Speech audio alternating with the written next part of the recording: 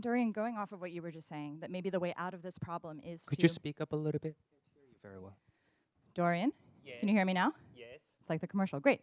So going off what you were just saying, that maybe the way out of this problem is to simply accept the local context as being not derivative or belated, but being what it is.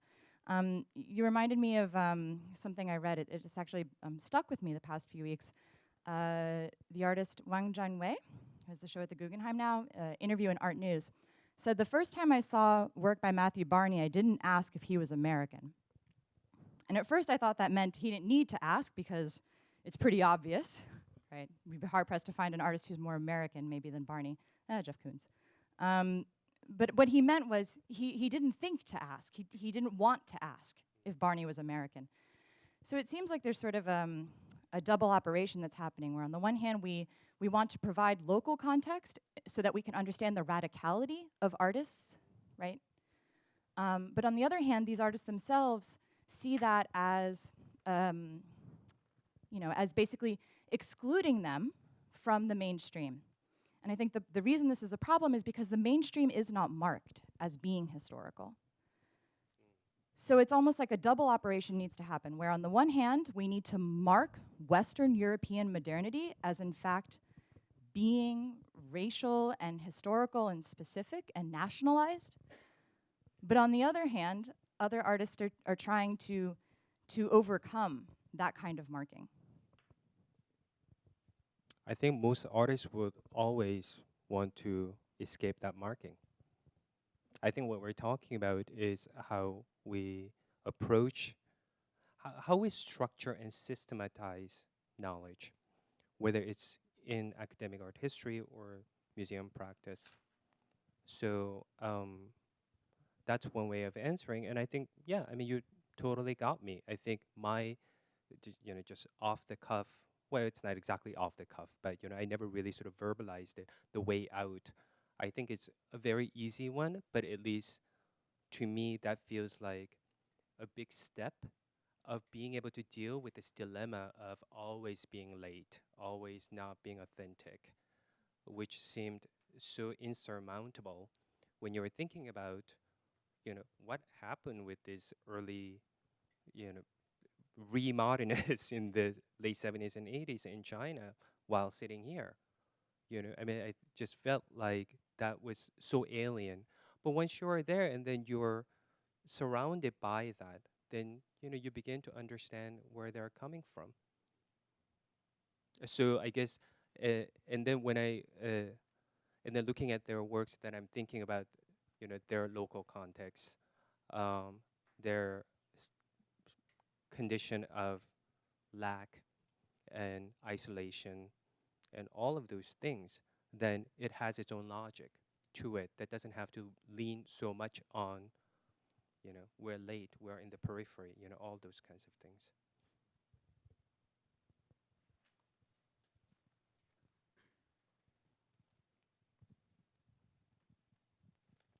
Thank you. Can you hear me? Yeah. Thank you. I was kind of interested that, the title of this presentation was Curating Multiple Modernities, but it very quickly turned into really collecting multiple modernities, and they're not entirely the same thing.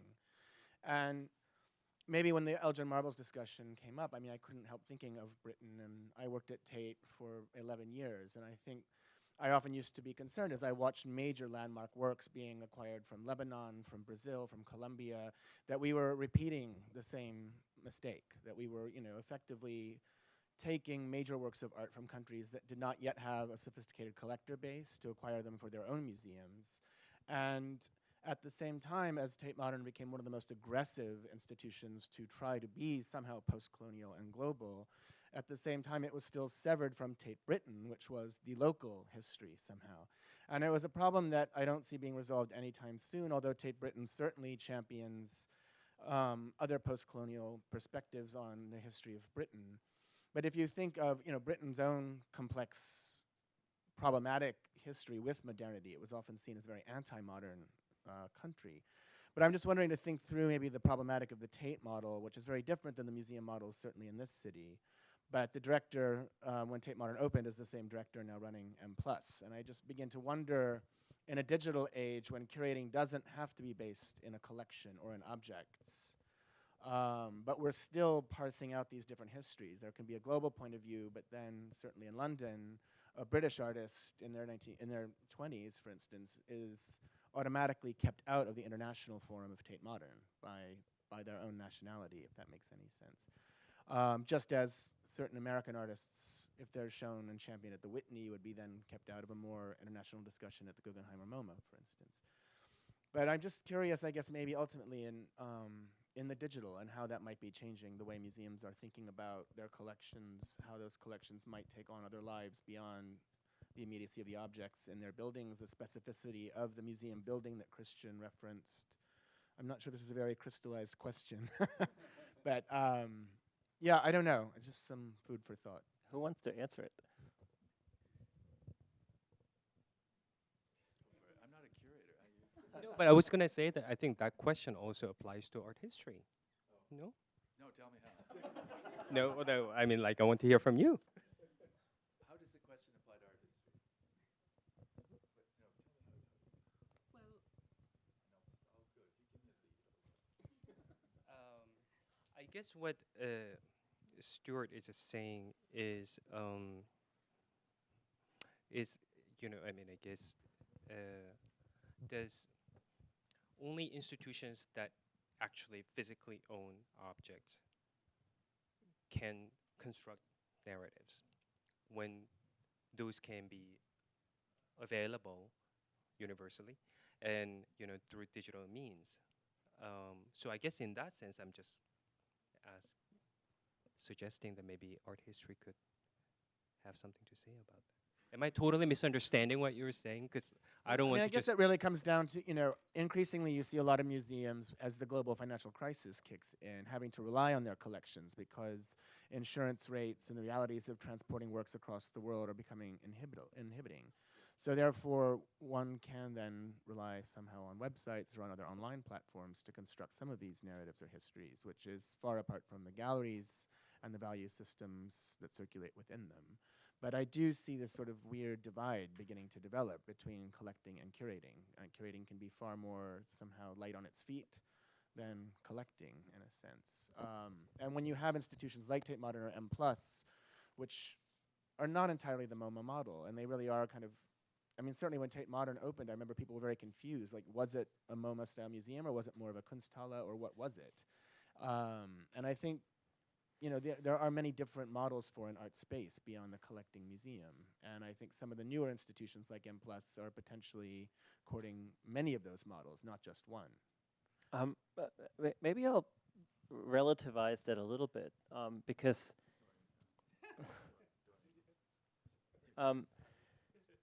because I think what you're pointing at is a very valid argument, but I would still make the argument for the physicality of the object in a way. And I think the talk tonight was displaying multiple modernities, so not necessarily curating.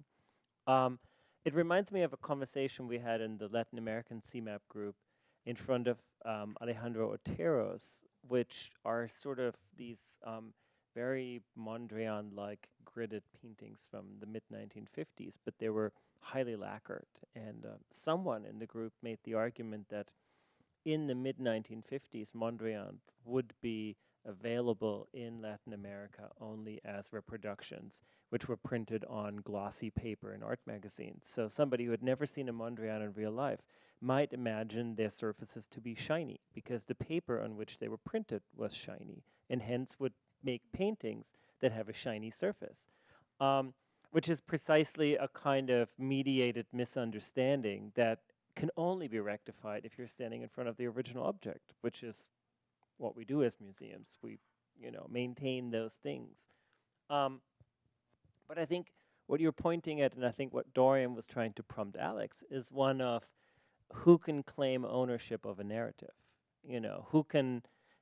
Are you severed from ownership of your own history if you're severed from the object?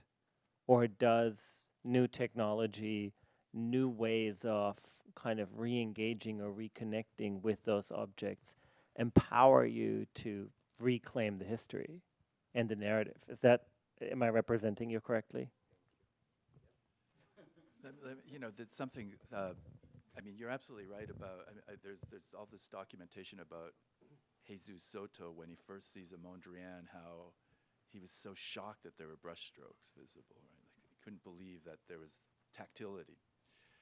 But let's come back to Stuart's question, which I think is a really important one. I mean, and maybe if we shifted this question the way that it began, the way that it came to us, is there such a thing as a global museum, and turned it into, is there such a thing as a global exhibition? That might give us light on the problem, because there is such a thing as a global exhibition, and it's a specter that's not been mentioned here, which is the biennial phenomenon, right? And again, it's with the dates that Doryun pointed out. I mean, it explodes from Magicians de la Terre, it explodes in the 90s and 2000s. And that's, curating the global. Perhaps we could contemplate that. I mean, I think that'd be something that would be worth considering as separate from what goes on in an institution like this, which in a way is now belated. In its own way, it's chasing that model here. So, we're talking about belated. The whole question about belatedness, though, is belated to what, right? Because we mentioned earlier, Doryun, the hegemony, which I agree. So belated to the hegemonic model, right? Is that we're chasing after the hegemonic model that is hegemonic in and of itself. Of course, I would then also counter, anticipating a critique here, to counter that there's no alternative to a hegemonic model, because even within the context of a nation, the nation itself is hegemonic to multiple nations within that nation.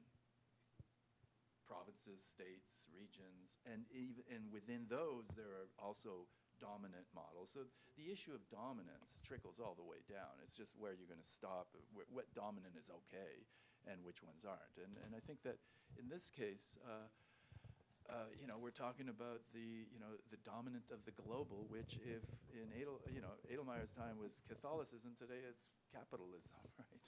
This is.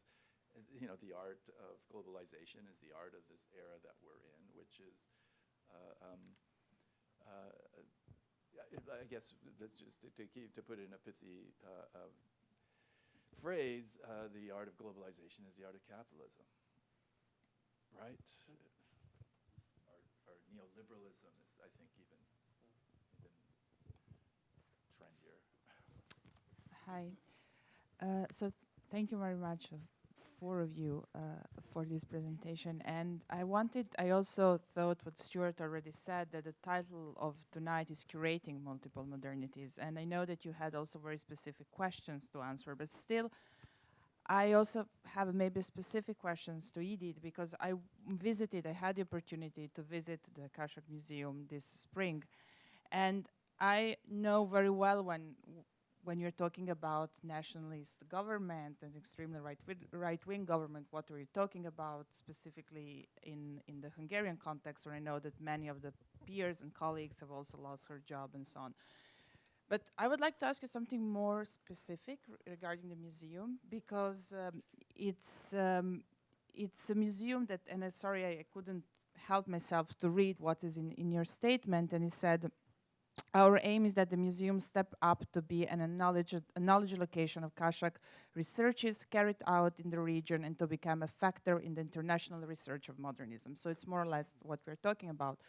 And the museum, it is a small museum, which I think sometimes it's not important if the museum are small or big. And the display that we saw at the time, it was a very specific display of a certain moment of Kashak with a lot of timelines. So we were sitting there behind the bar, but there were a lot of timelines that were somehow trying to contextualize and to put Kashak in the relation to other avant-garde happening in the region, with Zenitism in Yugoslavia and also other parts of Europe. So if you can talk more about your curatorial strategies, how you're doing this, because this is what Doryun said, is something sometimes impossible, but you have a very specific collection with very specific roles. So how you're thinking about that, and here and of course I'm as I said, I'm aware, but I wouldn't even now talk about the political situation, like your curatorial strategy in working with the material that you have, and what is like the aim of the institution.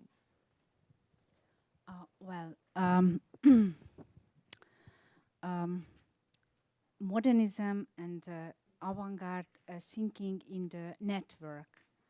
And I think this is a very important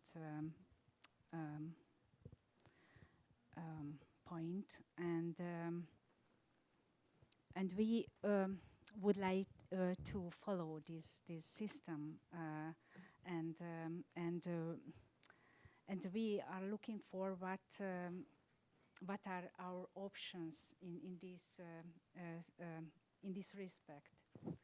So, of course, we try to show this network, the network of Kassák and the yes, this is very interesting because the art history in Hungary says that Hungarian avant-garde, or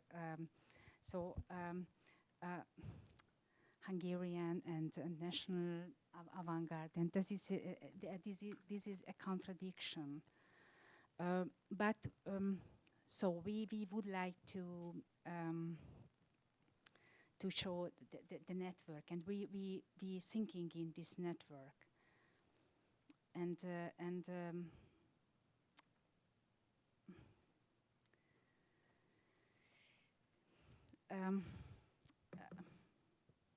so I wouldn't like to actualize the actual political system. I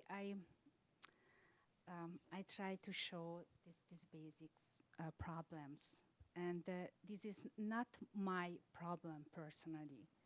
This is a fundamentally question, I think. And I have an own way, and this is a very special way, I think. In this museum, we work in this museum, and with this subject, with the question of modernism and avant-garde. So this is an international thing, not a national thing. But I am interested in this subject and this question. We're coming to an end of our time. We're, in fact, a little bit over. So if there's one more pressing, urgent question, raise your hand. Otherwise, I would thank you very much for coming and for your interest and attention. And, of course, thank you very much to the speakers.